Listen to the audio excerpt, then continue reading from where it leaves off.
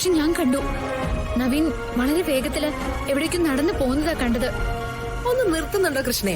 ആരെ കണ്ടാലും നവീനെ കണ്ടെന്നാ തോന്നുന്നു.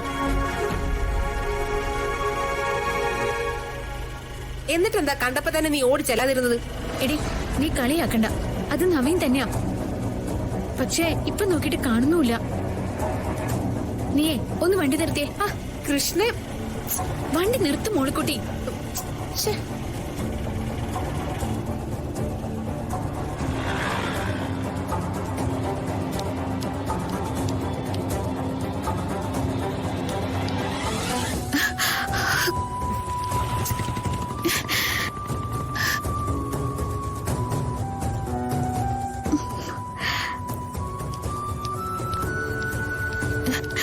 എന്താ കണ്ടോ? ഇല്ല, പക്ഷേ നടന്നു വന്ന് ഇങ്ങോട്ട് തന്നെയാ. എന്റെ പൊന്നു മോളെ, അതൊക്കെ നിന്റെ തോന്നൽ തന്നെയാണ്. മോളിക്കുട്ടി, അത് വെറും തോന്നലല്ല. നവീന്റെ കാര്യത്തില് എനിക്ക് അങ്ങനെ തെറ്റ് പറ്റാറില്ല.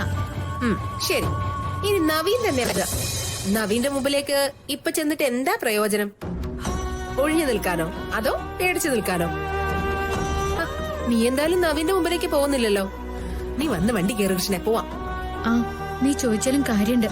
നവീനാണെന്ന് തിരിച്ചറിഞ്ഞ തന്നെ ഞാനിപ്പോ എന്ത് ചെയ്യാനാ? വാ, നമുക്ക് പോവാം.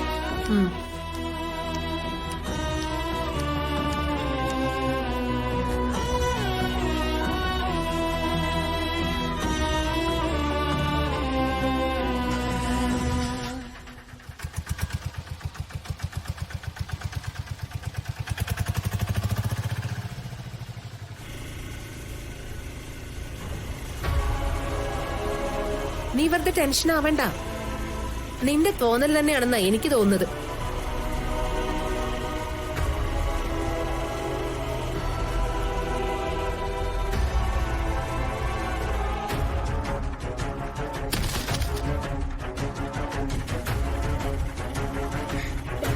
മോളിക്കുട്ടി, എന്താടി? വണ്ടി നിർത്തിയേ.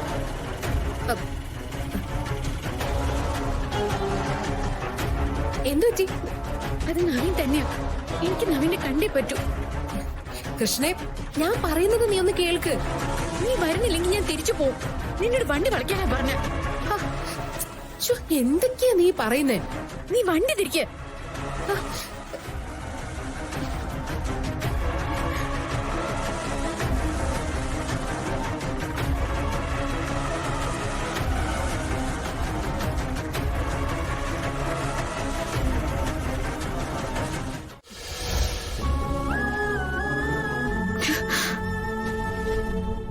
അത് വേണ്ടി വന്നു മോളെ.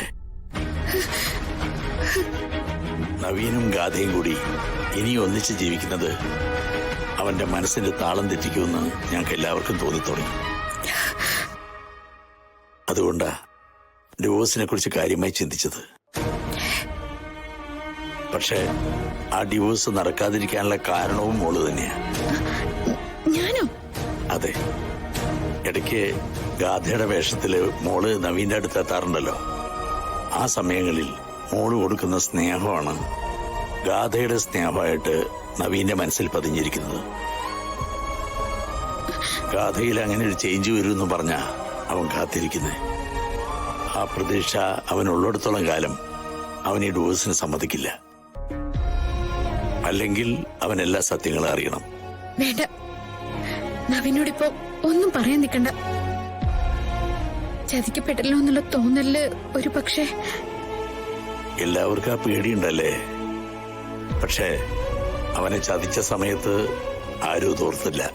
അച്ഛാ, മോളെ, എന്റെ മോനൊരു പാവ. അവനിപ്പോ വേണ്ടത് നല്ലൊരു ജീവിത. അവന് നല്ലൊരു ജീവിതമാർഗം ഉണ്ടാവണമെങ്കിൽ അവന് വേണ്ടത് നിന്റെ സാമീപ്യ. നീ എന്റെ മോന്റെ കൂടെ ഉണ്ടെങ്കിൽ അവനെ കുറിച്ച് ഞങ്ങൾക്കൊന്നും ആലോചിക്കേണ്ട കാര്യമില്ല. നവീന്റെ ഭാര്യയായിട്ട് മോള് കളരിക്കിലേക്ക് വരണം. അച്ഛൻ എന്നെ നിർബന്ധിക്കരുത്. എന്റെ മുന്നിലുള്ള തടസ്സങ്ങൾ എന്താന്ന് അച്ഛന് വ്യക്തമായിട്ട് അറിയാം. അതൊന്നും എനിക്ക് മറികടക്കാൻ പറ്റുന്നതല്ല. മോളെ, അച്ഛൻ എന്നെ കൂടുതൽ നിർബന്ധിച്ച ഞാൻ തളർന്നു പോവും. ആ ശരി, പിന്നെ മോളുടെ ഇഷ്ടം. മോളൊന്ന് മനസ്സിൽ വെച്ചേക്കണം, മോളുടെ കഴുത്തിൽ താലി കെട്ടിയ ഭർത്താവാണ് നവീൻ. അവന്റെ ചിരിയും കളിയും കാര്യവും ഒക്കെ അവസാനിപ്പിച്ച് കാത്തിരിക്കുക അവൻ.